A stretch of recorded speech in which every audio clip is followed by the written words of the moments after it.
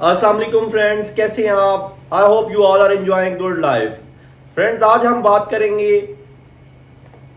पाकिस्तान के अंदर जो करंट सिचुएशन है, जो करंट इश्यूज है, उनके ऊपर बात करेंगे।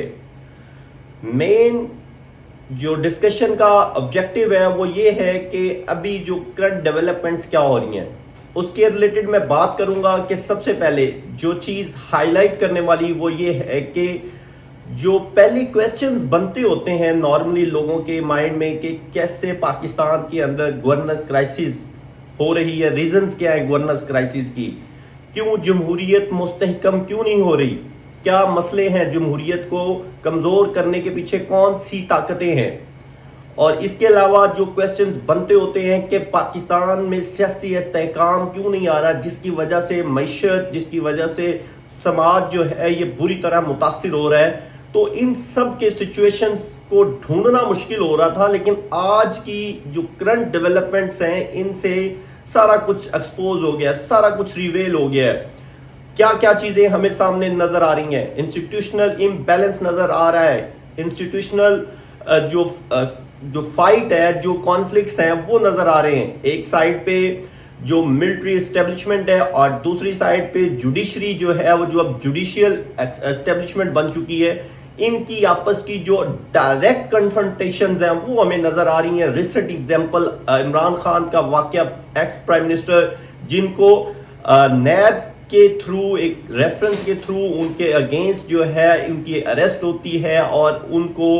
जो रेंजर्स और डिफरेंट मिलिट्री जो पर्सनल्स हैं उनकी मदद के साथ उसको उठा लिया जाता है और फिर विद इन वन और उनको नेक्स्ट डे कोर्ट जो है वो हेयरिंग के लिए बुलाती है, पुलिस को ऑर्डर करती है, आईजी को जो रिमूव करती है, सेक्रेटरी दाखिला को फारी करती है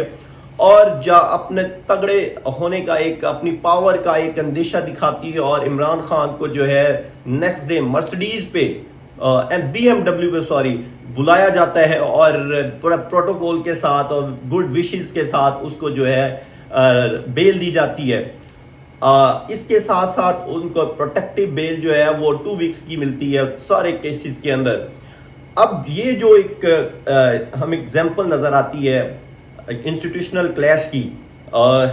ये मतलब इतनी क्लियर है कि सियासी अदम इस्तेहकाम, सियासी बदअमनी जो है हमें बड़ी क्लियर नज़र आ रही है, क्रिस्टल है। इसके अलावा अगर हम बात करते हैं कि कैसे पाकिस्तान के अंदर जो पॉलिटिकल इंस्टेबिलिटी हो रही है, जिसमें ख़ास तौर पे मैं बात करूंगा कि जो अदारे हैं, जो जुडिशरी है, उसमें लोगों के मसाइल डिस्कस होने हैं, लोगों की like civil issues, criminal issues और अब जो है वो पॉलिटिकल इश्यूज जितने भी हैं, पॉलिटिशियंस के जो मामलात हैं, जैसे कि इलेक्शंस के मामलात, एक मतलब कॉन्स्टिट्यूशनल क्राइसिस के ऊपर केसेस बने हुए हैं। अभी रिसेंटली हमने देखा कि जो हमारे जो चीफ जस्टिस ऑफ पाकिस्तान है वो ऑल पॉलिटिकल पार्टीज को एड्रेस कर रहे हैं कि आप लोग वो बेसिकली अपना एक जुडिशरी एक ऐसा रोल अदा करना चाह रही है, ऐसा मीडिएटर बनना चाह रही है कि वो जो हमारे पास एक अरसा दराज से इस्टेब्लिशमेंट रोल अदा करती है कि इन सबको इकट्ठा किया जाए, इनको सबको बिठाया जाए और इनको अपनी इंटरफेरेंस, अपना एक अपर हैंड रखा जाए। वो अब एस्टेब्लिशमेंट जो जुडिशियल एस्टेब्लिशमेंट है, जो जुडिशरी है, वो ये रोल अदा करना चाह रही है। लेकिन ये हो नहीं सकता जब तक मिलिट्री एस्टेब्लिशमेंट है, जब तक एक स्ट्रॉन्ग स्टेक होल्डर है, तब तक ये जो जुडिशरी है वो ये रोल अदा नहीं कर सकती और इनसे ये सारे जो सियासतदान हैं ये बाउंड नहीं हो सकेंगे इत्तफाक के ऊपर, कंसेंसस के ऊपर। और जो एक पॉलिटिकल प्रोसेस है इलेक्शंस का, बाकी जो गवर्नमेंट रनिंग का, जो मुल्क को चलाने का, जो मुल्क के लोगों का जिसमें एक बहुत बड़ा इशू है, जो उनकी एक टेंशन्स हैं उनको एड्रेस करने का, लेकिन अब जो मामलात हैं वो बहुत बुरी तह तक पहुंच चुके हैं। इसके अलावा आज हम डिस्कस करेंगे कि कैसे एक क्वेश्चन बहुत ज़्यादा प्रिवेल कर रहा है कि पाकिस्तान एक न्यूक्लियर आर्म स्टेट होने के बावजूद اب اس برنک پہ ہے کہ وہ کولیپس ہو جائے گا.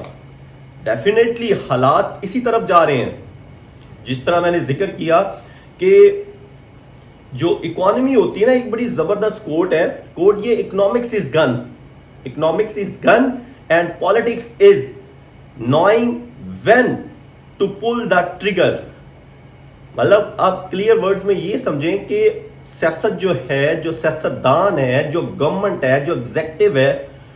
اس کے پاس ٹریگر ہے, اور اس ٹریگر کو اگر وہ پل کرتا ہے تو جو آپ کی معیشت ہے وہ یا تو تباہ ہو جائے گی تو یا پھر وہ ٹھیک ہو سکتی ہے. تو یہ جب دونوں ہی مین انسٹیٹیوشنز پالیٹکس اور اکنامکس کے اندر بگاڑ آیا ہو, بہت زیادہ ٹینشنز ہوں, بہت زیادہ آئی وڈ سے کہ کسی طرف سے کوئی راستہ نہیں نظر آ رہا, ایک ایسا ملک جو کہ امپورٹ اورینٹڈ ہے, جس کی امپورٹ ہوگی تو ہی ملک کے اندر پروڈکٹس پوری ہوں گی, چاہے وہ کھانے کی پروڈکٹس ہیں, چاہے وہ جو جتنی بھی ہماری انڈسٹریل پروڈکٹس ہیں وہ ساری کی ساری, یا سروسز سیکٹر ہے, وہ سارا کا سارا رن کر رہا ہوتا ہے آپ کی امپورٹس کی پرچیز کے اوپر. اور جس ملک کے فارن ایکسچینج ریزروز اتنے زیادہ شرنک کر جائیں کہ آپ کو امپورٹ کرنے کے لیے نہ تو آپ کے پاس امپورٹ بل کے پیسے ہوں, اور نہ تو آپ کے پاس گارنٹی کے لیے ریزروز ہوں, تو جب امپورٹس بند تو پھر پاکستان کی معیشت کا جو ہے نا جنازہ نکل جاتا ہے. اس کے ساتھ ساتھ اگر ہم بات کریں تو سیاسی لوگ جو ہیں, جو راستے نکالتے تھے, جو لون لیتے تھے, جو ایڈ مانگتے تھے, جو اب ڈونرز ہیں نا جی, جو پاکستان کو پیسے دیتے تھے, جس میں جو ملٹی لیٹرل اور بائی لیٹرل انسٹیٹیوشنز ہیں, IMF, world bank, even regional countries میں چائنا, بڑی پاورز میں امریکہ, Russia, Europe, Saudi Arabia, UAE, ان سب نے ہاتھ اٹھا لیے. They are not going to give you a single penny. اس کی ریزنز کیا ہیں؟ اس کی ریزن یہ ہے کہ پاکستان کے اندر اب ہم دیکھ رہے ہیں, بڑا کلیئر نظر آ رہا ہے کہ ایک تو فوڈ انسیکیورٹی ہے, ایک انرجی انسیکیورٹی ہے, اس کے علاوہ اکنامک ڈاؤن فال ہے. کیوں ہے؟ اس کے پیچھے کیا لاجکس ہیں؟ ہم دیکھ رہے ہیں کہ پولیٹیکل پولرائزیشن ہو رہی ہے. کین یو امیجن کہ ایک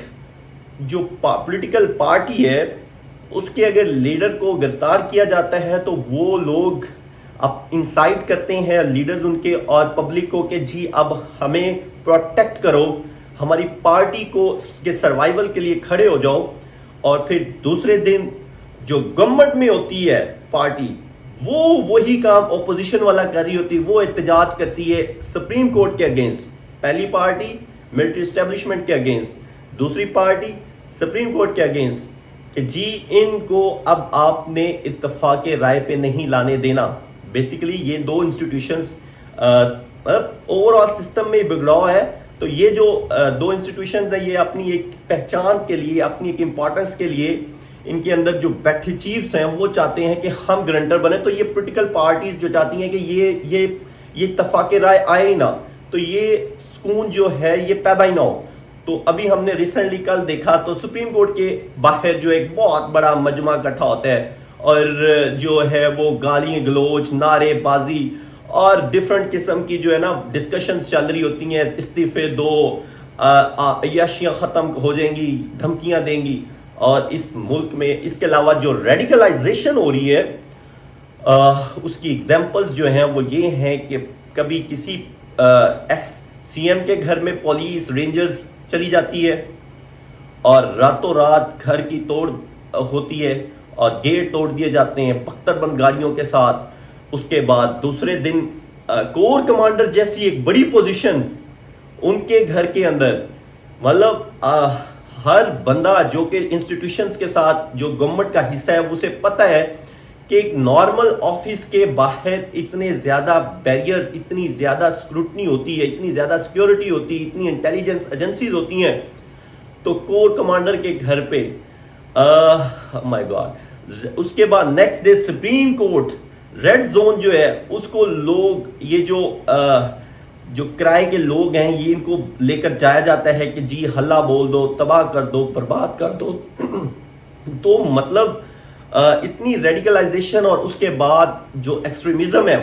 انتہا پسندی ہے، لائک ادھر استعفے دیے جاتے ہیں،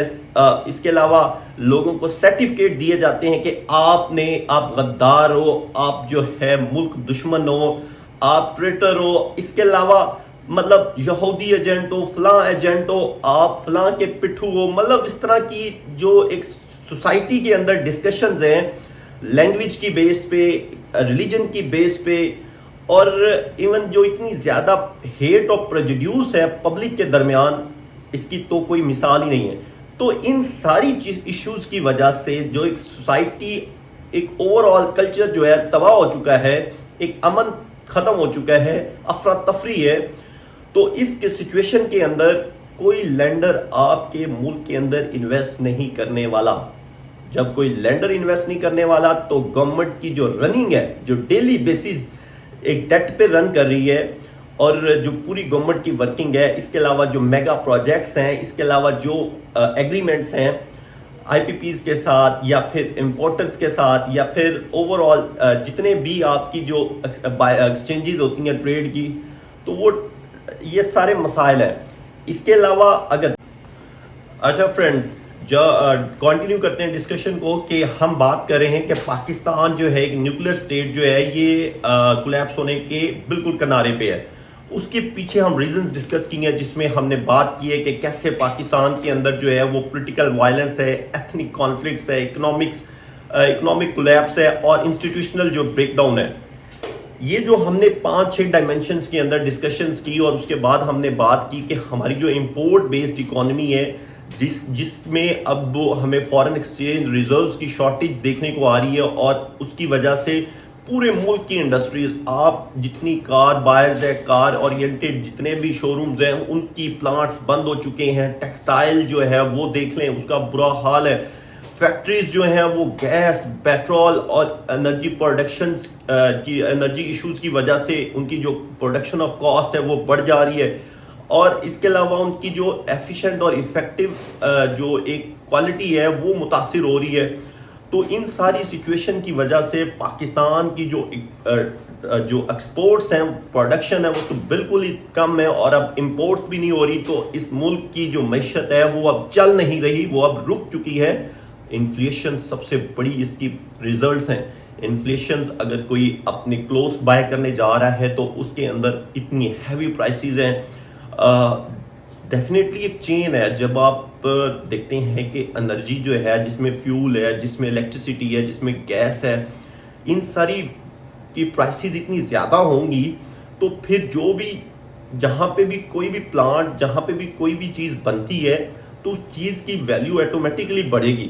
اور جو پھر اگر الٹیمیٹلی جو پبلک ہے ان کے پاس اتنے اثاثے نہیں ہوں گے، اتنے زیادہ جو میں کہوں گا ریسورسز نہیں ہوں گے ان چیزوں کو بائی کرنے کے، تو اب یہ ایک آپس میں ایک انورس پرپورشن کا ریلیشن بن چکا ہے کہ جو پروڈکٹس بن رہی ہیں وہ کاسٹلی ہیں، جو خریدنے والے ہیں، جو بائر ہیں، وہ بہت زیادہ ڈاؤن ہو چکے ہیں. ان کے پاس اتنی سکت نہیں ہے کہ وہ اب کیسریا یا پھر نشاط یا پھر یہ اس طرح کی فیملز جو ہیں یہاں پہ کوئی بائنگ کر سکتی ہیں. اس کے ساتھ ساتھ جو گاڑیوں کے ریٹس ہیں، او مائی گاڈ، اسکائی راکٹنگ پرائسز ہو چکی ہیں. جو ریسنٹلی ریٹس جو ہیں مارکیٹ کے اندر، جو ہماری کنسٹرکشن انڈسٹری ہے اس کی ایگزامپلز لے لیں، یا ریئلٹرز ہیں، جتنے بھی ریئل اسٹیٹ کے ایجنٹس ہیں یا پھر ریئل اسٹیٹ انویسٹرز ہیں، وہ چیزیں دیکھ رہے ہیں کہ کاسٹ جو ہے یا سیلز جو ہے بہت زیادہ کم ہو چکی ہے. تو ان سارے سچویشنز کو دیکھتے ہوئے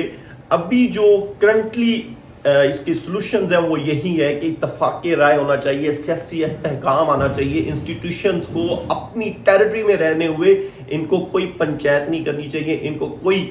بالکل ڈسکشنز اپ ٹو سٹینڈرڈ ہونی چاہیے. کوئی کسی کو ٹلٹ نہیں ہونا چاہیے کسی پارٹی کی طرف، اس کی ایفیلیشنز نہیں ہونی چاہیے. یہی سلوشن ہے،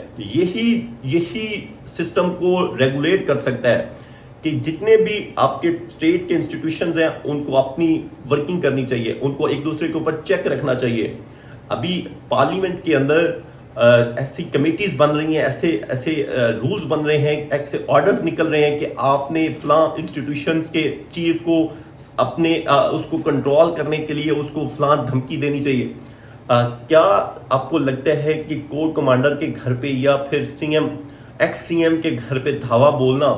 اس چیز کی نشانی نہیں ہے کہ اگلے آفیسر کو, اگلے اسٹیٹ سرونٹ کو یہ اندیشہ کروایا جائے کہ now you are next target?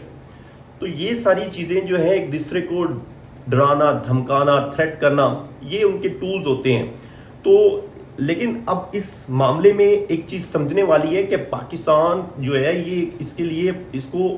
Global issues بھی بہت سارے ریجنل ایشوز بہت سارے دیکھنے پڑتے ہیں, کیونکہ پاکستان ایک ایسی جو اسٹریٹجی میں ایگزسٹ کرتا ہے جو کہ جس کے ایسٹ میں انڈیا ہے اور ویسٹ میں افغانستان میں. افغانستان کے اندر سے جو ٹی ٹی پی ہے وہ یوز ہو رہی ہے اور وہ پاکستان کے بارڈرز کراس کر کے یہاں پہ ٹیررزم جو ہے بہت زیادہ وائڈ لیول پہ پھیل رہا ہے. اور ان کا یہ پلان ہے, کیا یہاں کی جو کے پی کے ہے وہاں کا جو وہ ایک بارڈر ایشو پہلے بنا کے بیٹھے ہوئے تھے, تو وہ اس انٹرنل جو ہماری کانفلکٹس ہیں, ڈومیسٹک ایشوز ہیں, جو یہ سیاستدانوں کے جو پبلک کی نفرت ایک دوسرے کے درمیان, اس سارے کا فائدہ اٹھا سکتے ہیں. تو یہ جو ایک انٹرنیشنل کنسرنز ہیں پاکستان کی سیکیورٹی کو, بارڈر ایشوز جو ہیں, جو ایک ٹیریٹوریل انٹیگریٹی کی بات ہوتی تھی, وہ اب ڈیمیج ہو رہی ہے. اس سائڈ سے انڈیا ہے وہ اس چیز کا, جیسے اس نے 1971 کی وار کے اندر بنگلہ دیش کو آزاد کروانے میں ایک بڑا اہم رول ادا کیا تھا, اس کو کیسے اس نے ملٹری اپنی سپورٹ دی تھی اور کیسے وہاں پہ پورے پاکستان کے اندر اس وقت 1971 کے اندر ایک سوشل کائوس پیدا کیا تھا اور اسٹیٹ انسٹیٹیوشنز آپس میں لڑتے ہیں. ایک ہائبرڈ وار جو ایک ارینج کی جاتی ہے کہ گورنمنٹ کے اگینسٹ پبلک ہو جاتی ہے, انسٹیٹیوشنز کے اگینسٹ پبلک کو انفراسٹرکچر توڑ پھوڑ دیتے ہیں. تو یہ ہائبرڈ وار دوبارہ سے پاکستان ہوئی. تو پاکستان